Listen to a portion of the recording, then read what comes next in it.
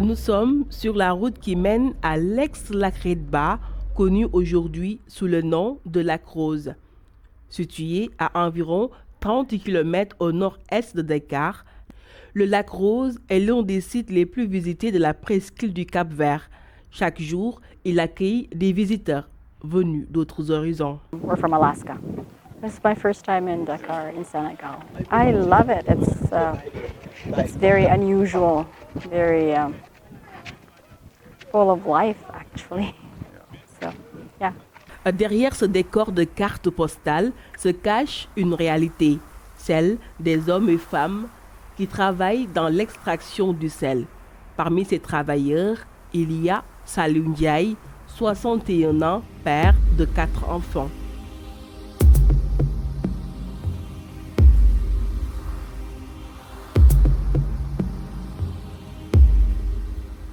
Ce natif du village de Niag est dans l'eau depuis 3 heures déjà. Depuis 30 ans, il refait les mêmes gestes. Une fois dans l'eau, muni d'une pelle, il casse la croûte de sel qui s'est formée au fond du lac. Un travail pénible qui demande beaucoup d'efforts physiques. C'est un travail vraiment pénible, mais je suis obligé de le faire. C'est mon gagne-pain. Il me permet de vivre. Avant, je gagnais mieux. Mais maintenant, l'activité tourne au ralenti. Il est déjà 13 heures, le soleil est au zénith. Pour se protéger des rayons, ce jeune homme, appelé ici affectueusement Eikon, porte son tengadé, un couvre-chef typique de l'ethnie Peul. Eikon travaille ici depuis 2006. L'activité lui permet de nourrir sa famille. À la fin de la journée, je peux gagner jusqu'à 6 000 francs, 7 000 francs, voire 7 500 francs. Je travaille 3 fois dans la semaine. Je parviens quand même à entretenir ma famille avec cette activité.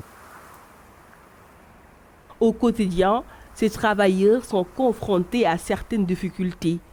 Avant de rentrer dans l'eau, ces forçats du sel s'enduisent le corps de beurre de karité pour ne pas abîmer leur corps. Ici, la concentration en sel est de 380 grammes par litre d'eau, soit l'un des taux de salinité les plus importants au monde. Si nous restons 2 à 3 jours sans protection, nous pouvons avoir des plaies, comme vous pouvez le constater. Pour me protéger, j'utilise ce beurre de karité. Une fois les barques remplies, c'est au tour des femmes de prendre le relais. Avant de se jeter dans l'eau, elles sont bien équipées. Coussins sur la tête, gants, lunettes, chaussettes, rien n'est laissé au hasard pour se protéger.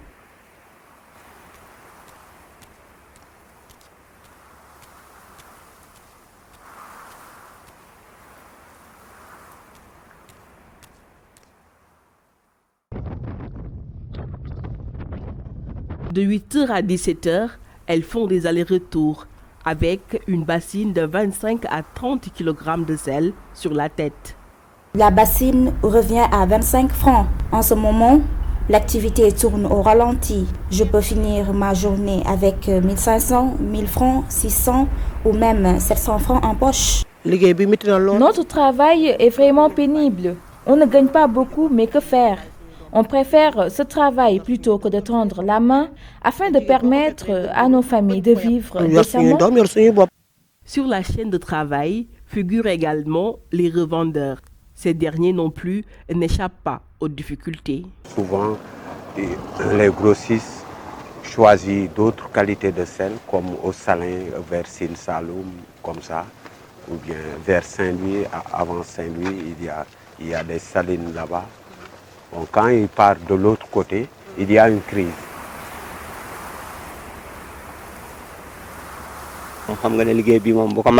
Exercer cette activité durant toute une journée est très éprouvant, mais on est obligé.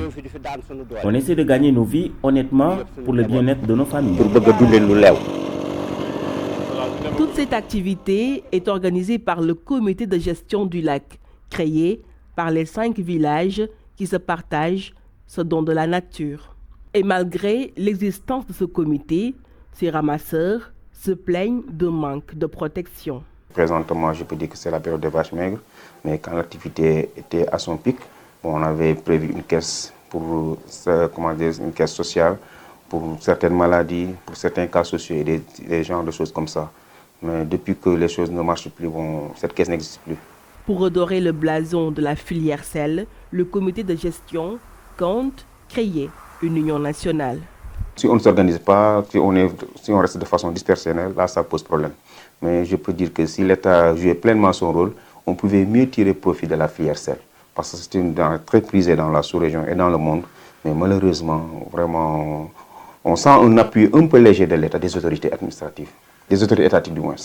Près de 3000 ramasseurs de sel viennent travailler quotidiennement sur ce lac de 4 km de long et 800 mètres de large. Près de 24 000 tonnes de sel y sont récoltées chaque année. Le lac Rose, l'une des merveilles du Sénégal, constitue aujourd'hui un lieu de souffrance et de survie pour ces ramasseurs de l'or blanc. En effet, ces derniers n'ont ni aide ni couverture santé pour sortir la tête de l'eau. Ils demandent toutefois plus de soutien de la part de l'État.